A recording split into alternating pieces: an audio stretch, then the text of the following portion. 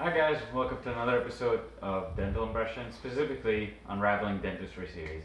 So today's episode is an interview with LeeAnn. Of course, this was recorded last week, but I'm posting it now, and soon later on I'll be posting Paul's interview, and I'll be recording on a rolling basis to get you as many interviews as possible in a timely fashion. But at the same time, it's been getting hectic in dental school, so I'm trying to record in advance so I can keep up with my studies and at the same time keep my promise with you guys and get you as much content as possible. It's difficult, but with all the feedback that I have been getting, I can't help but trying to get as much information for you guys as possible. So I hope you enjoy this one. Hi, I'm LeeAnn. I'm a University of Buffalo undergraduate.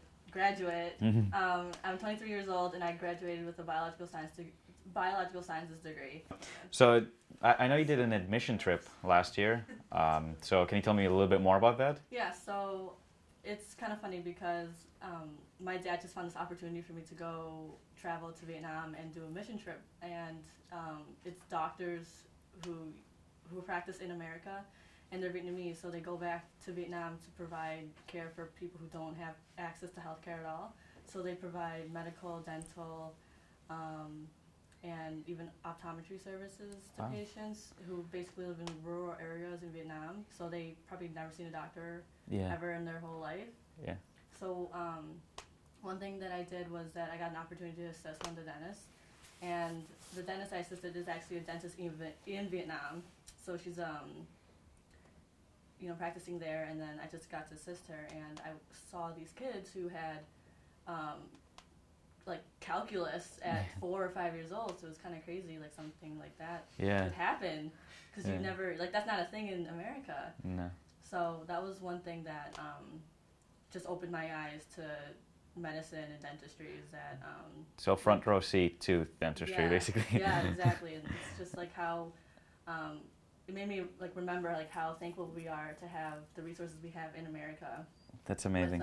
With the technology and just even access to healthcare in America. So now it's to some of the very important question. How did you prep for the DAT? So my application cycle was really weird. So I actually went on the medical mission right before I took the DAT. Okay. So I was away abroad for about a month. So I studied for the DAT for a little bit. And then I traveled abroad, came back, and then I had to kind of recover and then study for the DAT for another 2 months.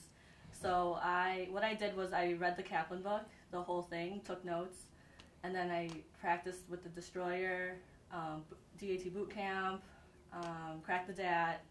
So you did. I used Chad's videos, because I used a lot of resources. I just whatever questions I got wrong, type of questions I got wrong in the Destroyer, I made sure to watch in Chad's videos. Okay. And then even I paid for the subscription too, so I made sure to get every topic down. Okay. Basically. So, but you started with the questions and then you went back to the study, and basically you started almost backwards, kind of. Yeah. So for me, I couldn't just do practice problems because I didn't understand why I'm wrong. I wanted to learn the material first and then answer. Okay. So you started with. Okay. So how did the DAT go for you? What reference do you have? Do you have a color for us?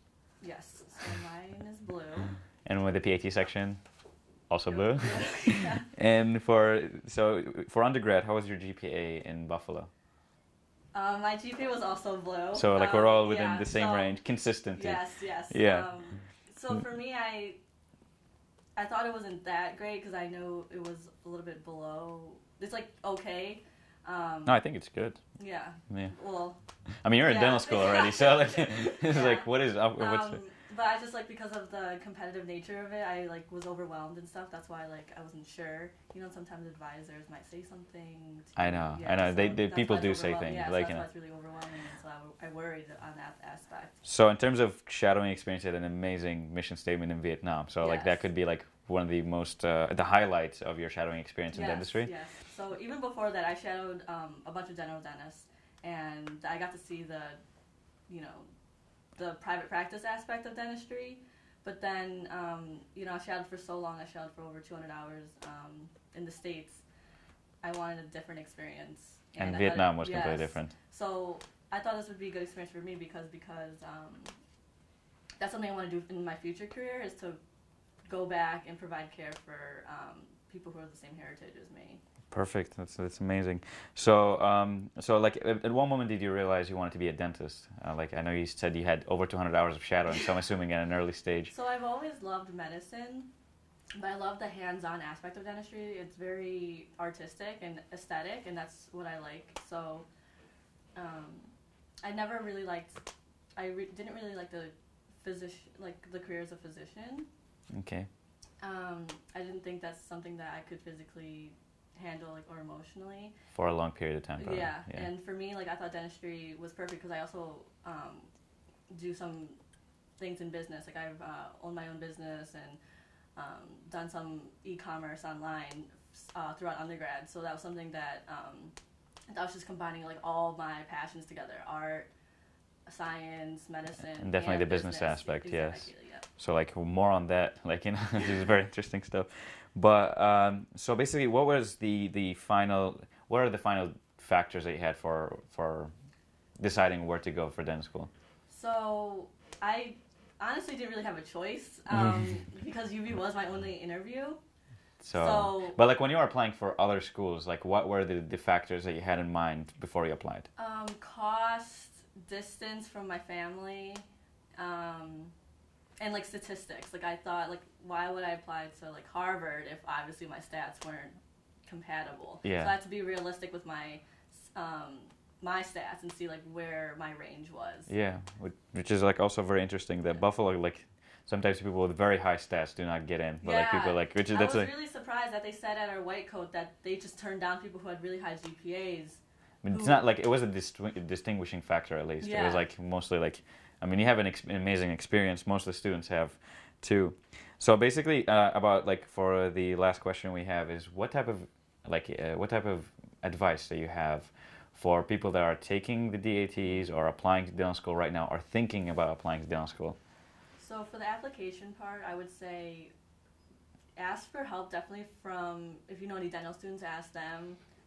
I would take advice from advisors with kind of a grain of salt because they've been kind of discouraging sometimes to me, and look where I am now. I know that sounds kind of bad to say, but I was discouraged for so long, and I was stressing so much about it, and then it just snowballed into this ball of stress, and so I was just my confidence was kind of shot. So. But you also applied. You didn't take a year off. You applied right after undergrad. I took a 5th year of undergrad, so I don't know if you'd count that as a gap year, but I just took some extra classes just to study because I just love to learn. So why not? Yeah. This is the last time you're gonna ever have the chance to open up your minds and learn new things. So I decided just to take extra classes and have a little fun because I didn't have fun.